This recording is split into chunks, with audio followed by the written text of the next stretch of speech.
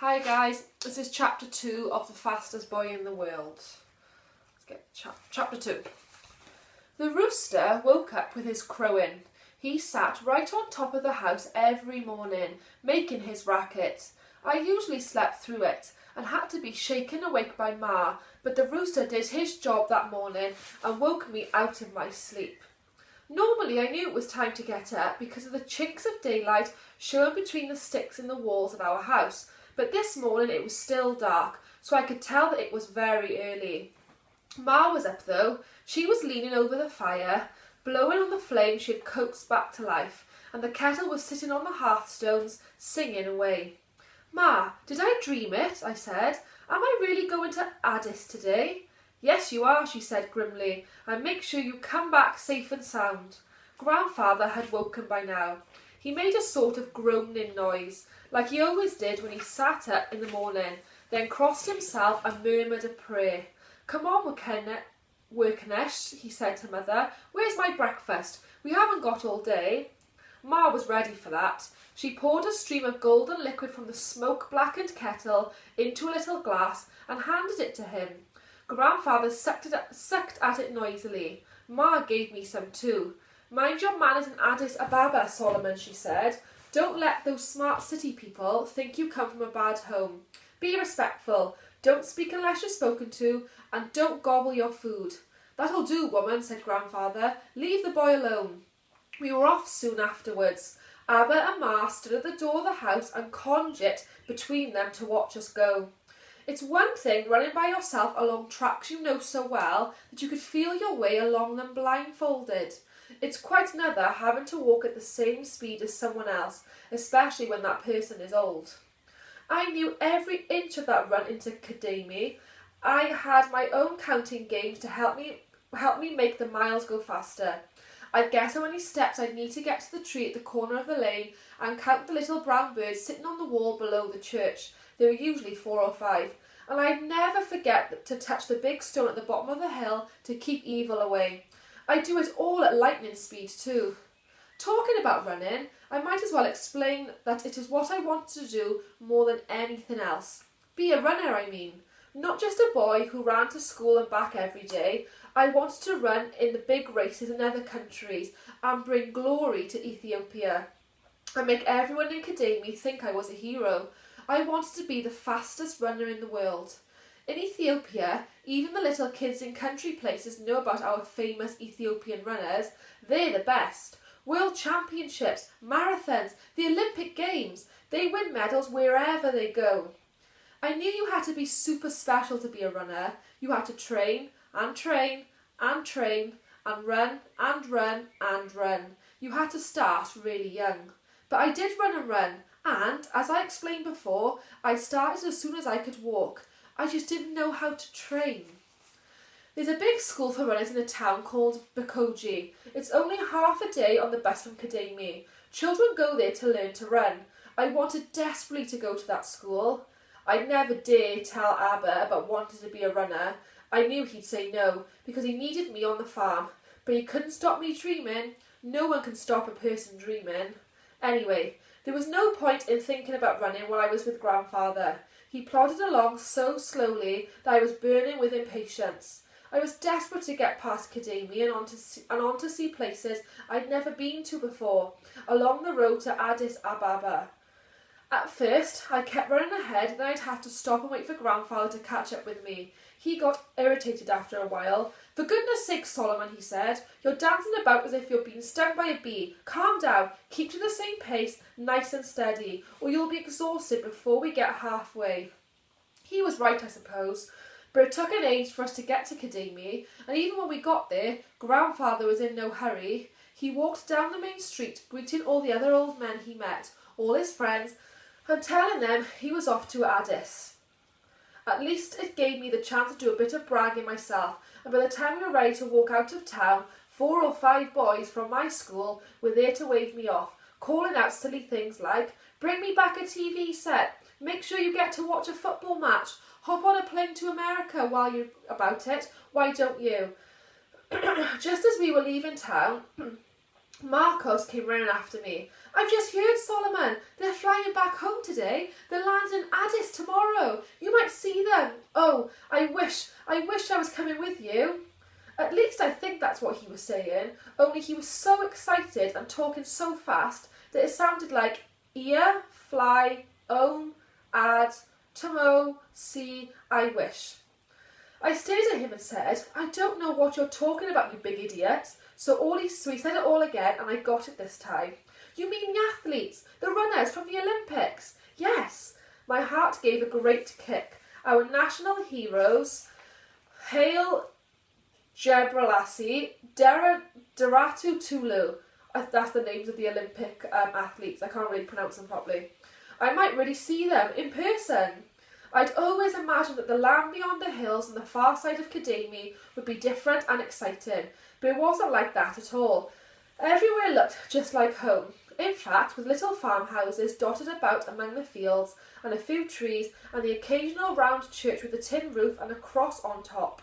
By the time the sun was overhead, we must have walked for about 10 miles, and it was really hot. My legs were beginning to ache. Grandfather was right about going slow and steady, I told myself. Just when I thought I'd never be able to make it all the way, Grandfather said, we'll take a break in the next town and have something to eat. I won't go on about the rest of the journey, just to say that it seemed to last forever. 23 miles is no short stroll after all. After a long time, the dirt road ended and we were walking along on smooth black stuff that Grandfather called tarmac. Hold on. My dog wants to go out. There was more traffic now.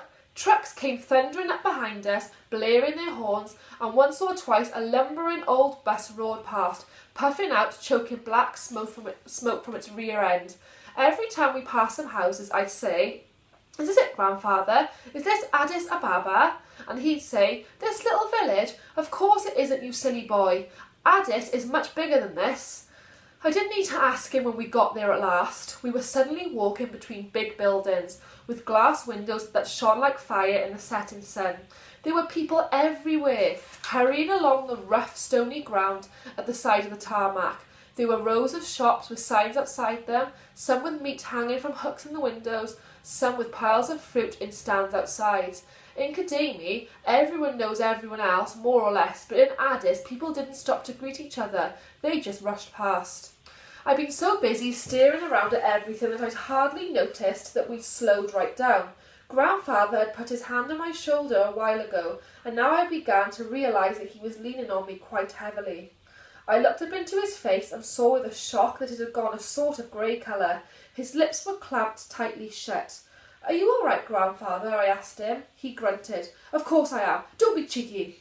I wasn't being cheeky, and we both knew it. I was dog-tired myself, but now I was getting worried about Grandfather. What would I do if he stopped walking and couldn't go on?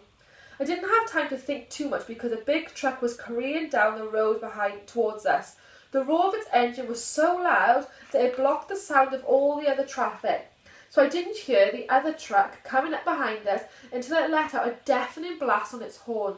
I turned to look and saw that it was racing along half of the road and coming straight for us, trying to give room for the oncoming truck to pass. Grandfather was right in its path. Grandfather, look out! I shouted. He didn't seem to hear me. I grabbed his arm and pulled him sideways. He fell to the ground with a crash. The truck roared past with another rude blast of its horn. The wheels were only centimetres away from Grandfather's legs. I squatted down beside him. I was afraid that he would be furious with me for pulling him over, but he didn't seem to notice that I was there. He was half sitting, half lying, and looked dazed. Are you hurt, Grandfather? Did it hit you, the truck? He stared back at me, but he didn't say anything. Grandfather! My voice was rising. I was starting to feel panicky. Then he shook himself and said in his usual grumbling voice, Not hit. No need to knock me down, though. I grinned, relieved. It was great to hear him speak, even though he was cross with me. Can you get up? I put my hand under his elbow. Yes, I don't need you, he said irritably. A little crowd of people had gathered. A man bent down and helped Grandfather to his feet. That truck driver, he said. Outrageous. They think they own the place. Could have been a nasty accident. Grandfather tried to speak, but he seemed to be having trouble staying upright. A woman came up and took his arm. Come on over here, Uncle, she said. You can sit down for a minute, get your breath back. She took his arm and led him away from the road towards a little shop. A white plastic chair was set outside it against the wall. A young man was sitting on it, sliding a string of beads backwards and forwards between his fingers. The woman scowled at him and he stood up. Grandfather sank into the chair. "Have you come far?" the woman asked me. The old man looked done in. "From Cadamy," I spoke as quietly as I could, to be polite, but I must have been too quiet. "Never heard of it," she said. "Where are you going now?" "My grandfather has a friend in a place called Piazza," I said, a bit louder. I felt shy. I wasn't used to being with strangers. The people around me were talking fast in a strange accent, rattling along in a way I could hardly understand. I stood like a block, afraid that I was going to look stupid and ignorant. "Piazza?" The man who had given grandfather his own chair laughed. "That's right in the middle of town. You'd better get walking again, son, if you want to be there before midnight." The woman clucked at him. "Don't be so hard-hearted, Yusuf. Can't you see the poor old man's exhausted, walking all day, then practically run over, with only a child to help him? They should take the minibus. One'll be along in a minute." A bus! The thought of it scared me. How could I even find the right bus? How much would a ride on it cost? Was this the kind of emergency Abba had meant? How do we know where to get off? The woman seemed to read my thoughts. "First time in the city, are you? I know what that's like. I come from the country myself. Don't worry, dear. The bus only costs a few cents, and everyone gets off at Piazza. You can't go wrong. Yusuf will take you to the bus stop and help you get on it." She turned on the man with a ferocious scowl. "Stop looking so grumpy, you big lump," she barked at him. "You've been sitting on that chair doing nothing all afternoon. Make yourself useful for once." My mouth fell open. I'd never heard a woman talk to a man like that before. Was that what people did in Addis Ababa? I nearly said, "Thank you very much, ma'am, but we'll walk. I'm sure my grandfather will be all right in a minute." But when I looked at grandfather, I could see that he wasn't all right at all. "What shall we do, grandfather?" I whispered to him. "She says we ought to go on a bus." He licked his dry lips and nodded. "Bus," he croaked. The woman disappeared inside. She came out again with a glass of water. "Here, drink this, uncle," she said. "It'll make you feel better." And she was right, because when grandfather had gulped the water down, he looked more like his old self. He got to his feet, leaned on his stick, gripping the top of it so hard that his knuckles went pale, made a little bow, then began a speech of thanks. She cut him short. "Yes, well, it's nothing. We're all God's children. Get on now with Yusuf. He'll show you where the bus stops and put you on it. You take care of your grandfather, young man. No more long walks for a day or two, eh?"